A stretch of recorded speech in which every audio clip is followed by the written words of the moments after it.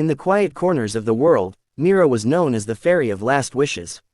Her role was simple yet profound. She visited those whose time was running out, granting them one final wish before they passed. Her existence was tied to these fleeting moments, and her magic could heal wounds, bring peace, or offer one last glimpse of happiness to those who needed it most. But Mira herself never experienced the things she granted to others: love, companionship, or the weight of time. She was eternal, drifting through the lives of others, yet never truly part of them. That was, until she met Alex. Alex was a man like any other, but his life had been marred by a terminal illness that doctors could not cure. He lived with the knowledge that each day was a gift, yet his body betrayed him, slowly eroding his strength. As his health declined, Mira appeared before him, as she did for all those nearing their end. But something was different with Alex. Something that Mira had never felt before. From the moment she granted him his final wish, Mira knew there was more between them than the typical encounter between fairy and human. Alex's laughter, though tinged with sadness, stirred something deep inside her. His kindness, even in the face of death, left her breathless. She found herself visiting him more often, long after her duty was fulfilled, simply to be near him. They talked about everything, from his memories of childhood to his dreams for the future, even though those dreams would never come true. The more time Mira spent with Alex, the more she realized the depth of her feelings for him. She had never known love, and yet, here it was, blooming in the most unlikely of places. As Alex's illness grew worse, Mira's heart shattered, for she knew she could not save him.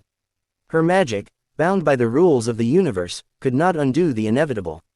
One night, as Alex lay in his bed, struggling to breathe, Mira sat beside him, her wings dimming. She had always been able to grant wishes, but never for herself. She was the eternal observer, never a participant. But as she gazed at the man she loved, a terrible thought crossed her mind: what if she could change his fate? With trembling hands, she reached out, her magic surging with desperate hope. She wished, no, she begged, to reverse his illness, to give him more time. But the universe was unyielding. The fates had already decided. Mira's magic, no matter how powerful, could not defy what was meant to be. Her wings began to flicker, fading as the cost of her wish took hold. Mira could feel the weight of time pressing against her, her immortality slipping away. Her once brilliant wings were becoming transparent, her light dimming with each passing second. And then, Alex spoke, his voice weak but steady. "Mira, I know what you're trying to do. I've always known. You're a fairy, aren't you?" His eyes were soft, filled with understanding and love. "But you don't have to fix me. I've accepted my fate. It's the way life works. And what I have with you, that's what matters most. I don't need more time. I just need you, now."